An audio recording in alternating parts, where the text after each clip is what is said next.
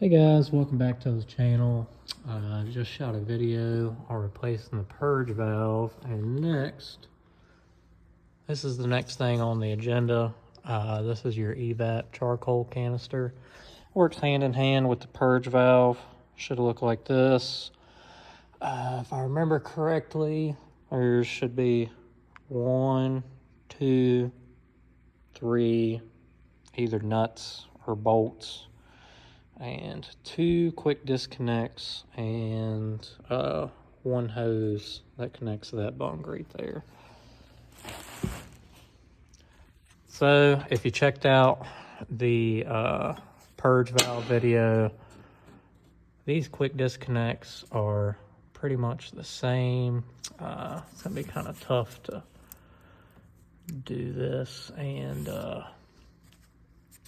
I have my hand up in there where y'all can still see. But essentially, let me get the flashlight focused. Essentially, you take finger and thumb combo, one on the back side, one on the front. Me personally, just so I don't lose them, after I pop these loose, I usually take them out, put them in a safe location so you don't lose them, because that's usually not something that you can just get from Advance.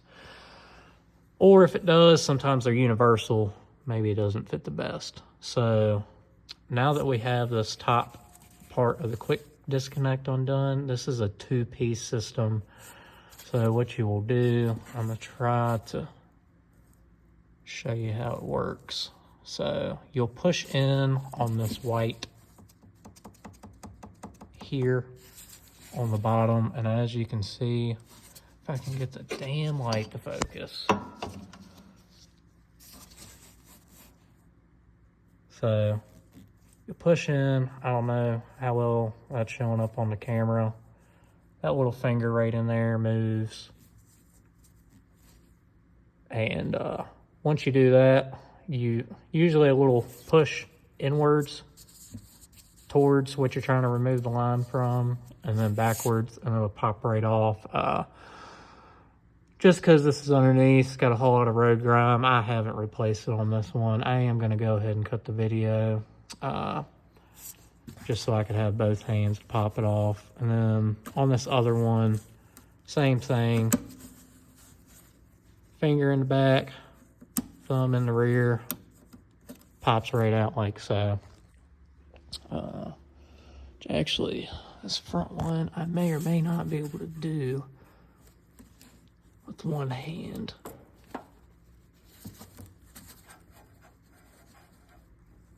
Yep, I ain't got it like that. Do not got it like that. I'm gonna cut the video real quick, pop those off and out the way, and then I will show you the next step.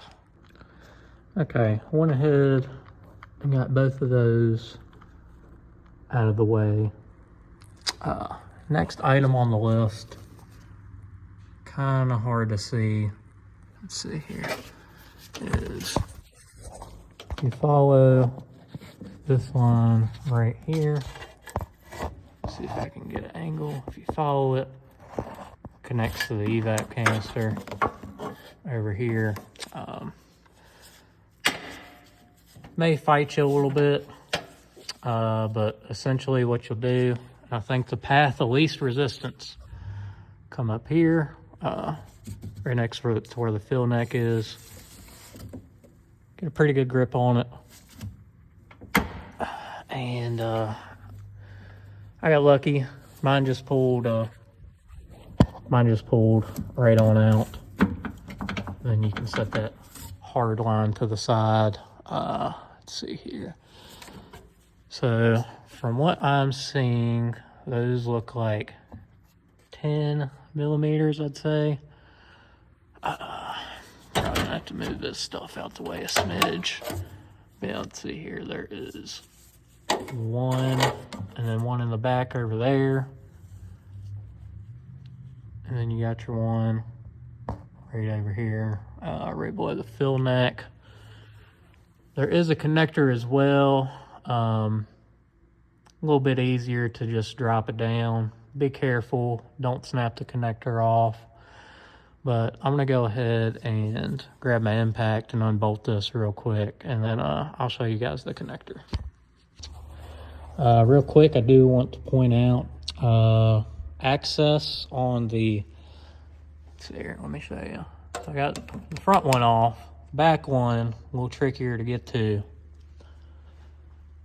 If your heat shielding for your exhaust is still here, if you look up in this hole right here, right next to the fuel tank, and for reference, it should line up pretty close with the front of your driver rear tire. If you look up in there, pretty decent sized extension, but it will come out. That is, in my opinion, extension, swivel, socket, and that is 10 millimeter, by the way. That's going to be your path of least resistance on this. So I'm going to go ahead and pop that last one out, and I'll show you the rest. So don't be scared of it. Do not fret. Where this nut goes right there, you're going to have to give it a pretty good tug to break it free, because it just kind of sits on the threads, on the rivets. So you're going to have to give it a pretty good tug. Of course, make sure you got those lines undone first. You do have to kind of fight it out of here a little bit. I mean, if you really wanted to, you could unbolt your sway bar and get that out of the way. But me personally, I ain't doing all that. And you do have to keep in mind, let me get my flashlight in there. Keep in mind, you do have your connector right there. You will have enough play to fish this thing out to where you can get your hands on it. And I'll show you the connector once I get it out, as far as how to release it. So the standard, I mean, this connector is pretty standard. Let's get the light over on that. So essentially, hooks up here, and you're gonna put your thumb right about here, and as you push down, don't know how well you can see that, it's gonna push that little tab down closer to the connector itself. And you may have to push in before you release, but essentially what you're trying to do is just push that tab down past this so that you can release it and pull out. As far as reinstall, connector was last. So hook up the connector first, get it mounted in there, reinstall your 3 nuts, and then run the EVAP lines on. I am going to go ahead and throw the connector on and bolt it up, and I'll show you how to make sure your EVAP lines are properly secured on reinstallation. Okay, as far as reinstallation, once you got the actual canister in,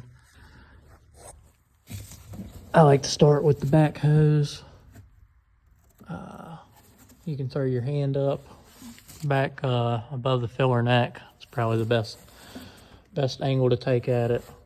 And essentially all you're gonna do, try to get the camera to focus, slide that hose back on. You may have to wiggle it, twist a little bit. Slide that up on there, and then next, this line right here,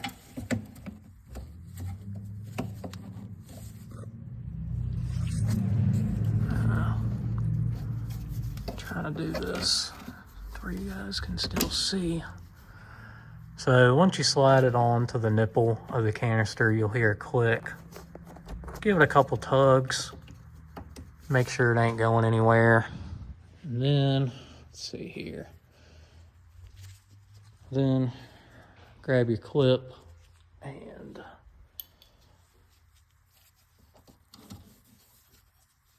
you can reinstall these clips with everything hooked up.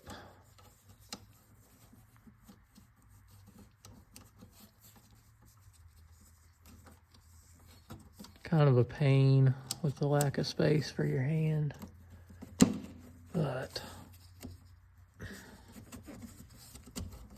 yeah, I'm gonna get my ass whooped by it, just like that purge valve.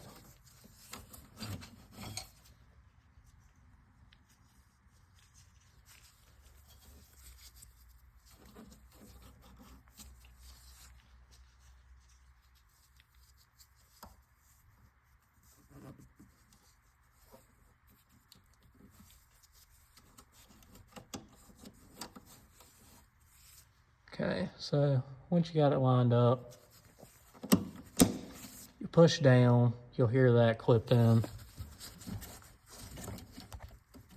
Never a bad idea to give it a couple of tugs and make sure it's properly seated. Then we'll slide this hose over here to this nipple. Same thing, push it in. You'll hear it clip. Give it a couple of tugs. And wherever I drop my clip. And then same as the last one.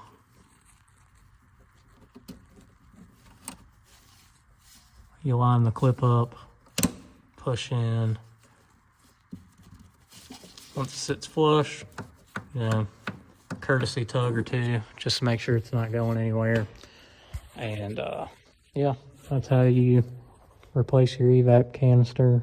Not too bad to do, honestly. Kind of tight on space.